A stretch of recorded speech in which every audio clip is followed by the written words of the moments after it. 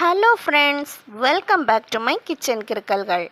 இன்றைக்கி நம்ம கிச்சனில் என்ன பண்ண போகிறோன்னா ஃப்ரூட் கஸ்டர்ட். ரொம்ப ஈஸியாக இந்த டெசர்ட்டை பண்ணலாம். வாங்க எப்படி பண்ணுறதுன்னு பார்க்கலாம். இதை பண்ணுறதுக்கு நான் இன்றைக்கி 1/2 லிட்டர் பால் எடுத்து காய்ச்சுறேன். பால் காயிற டைமில் அதில் மிக்ஸ் பண்ணுறதுக்கு 2 ஸ்பூன் கஸ்டர்ட் பவுடர் எடுத்து கொஞ்சமாக தண்ணியில் கரைச்சி வச்சுக்கலாம். பால் கொதிக்கிற டைமில் கரைச்சி வச்சுருக்கிற கஸ்டர்ட் பவுடரை சேர்த்து நல்லா மிக்ஸ் பண்ணி விட்டுக்கலாம். கட்டிகள் இல்லாத மாதிரி நல்லா கரைச்சி விட்டுக்கணும். அப்போ தான் கஸ்டர்ட் ரொம்ப நல்லா வரும். இப்போது தேவையான அளவு சுகர் ஆட் பண்ணிக்கலாம். பால் இந்த ஸ்டேஜ் வந்ததும் ஸ்டவ் ஆஃப் பண்ணிடலாம்.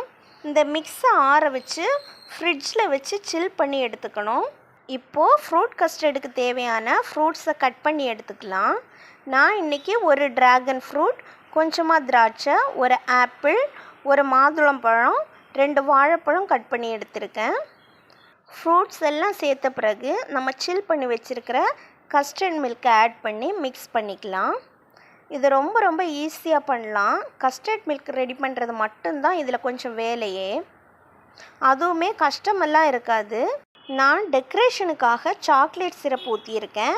கொஞ்சமாக நட்ஸ் துருவி போட்டிருக்கேன்.